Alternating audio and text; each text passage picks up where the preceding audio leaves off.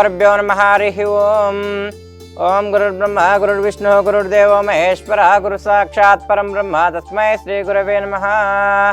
मन्नादोद जगन्नाथ मद्गुरु श्री जगद्गुरु ममात्मा सर्वभूतात्मा तस्मै श्रीगुरवे नमः।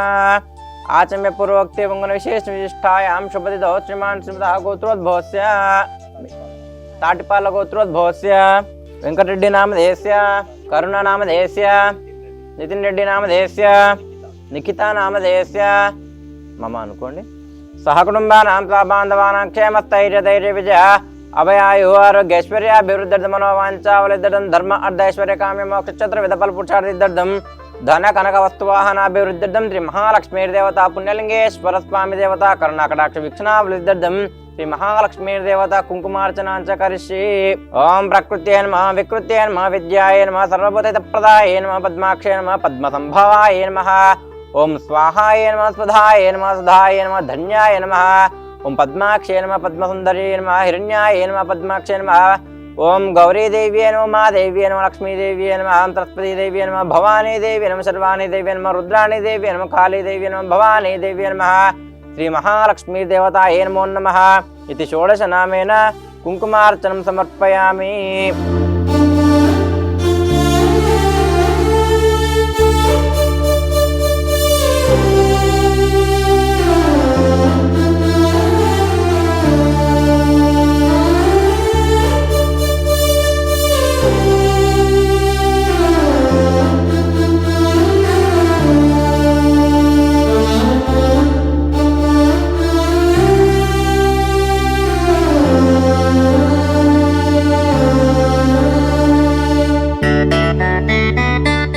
నా పేరు గడ్డం వెంకటరెడ్డి. మాది మాడుగులపల్లి మండలం చెరువుపల్లి విలేజ్. ఒకసారి అక్కడికి వెళ్ళి చూడాలనే కోరికతోటి మేము గత 2 సంవత్సరాల నుంచి కూడా అనుకుంటున్నాం. కానీ ఈరోజు మా బాబు పుట్టినరోజు సందర్భంగా వెళ్ళాలనే దృఢ నిశ్చయంతో ఇక్కడికి రావడం జరిగింది. ఇక్కడికి వచ్చిన తర్వాత మేము వచ్చేటప్పుడు అనుకున్నది ఒకటి, ఇక్కడికి వచ్చిన తర్వాత చూసిన తర్వాత ఈ ఆశ్రమం కాదు, ఇది ఒక దేవాలయం లెక్క మాకు చాలా ఫీల్ అవుతున్నాం. ఈరోజు కూడా మేము ఇదే మొదటిసారి రావడం జరిగింది. ఈ రోజు నుండి మేము నిత్యం కూడా ఇక్కడికి రావాలనే ఇక్కడికి వచ్చి చూసిన తర్వాత మాకు అలా అనిపించింది. కాబట్టి ఇక్కడ ఎవరైనా ఏ ఫంక్షన్ కానీ ఏ పుట్టినరోజులు కానీ పెళ్లి రోజులు కానీ జరుపుకొని మనం వేస్ట్ ఖర్చు పెట్టే బదులు ఇక్కడికి వచ్చి ఇక్కడ ఎంతో కొంత సాయం చేస్తే ఆ అనాథలకి మనం ఎంతో కొంత మన వంతు కూడా సాయం చేసిన వాళ్ళం అవుతామని కోరుకుంటున్నాను.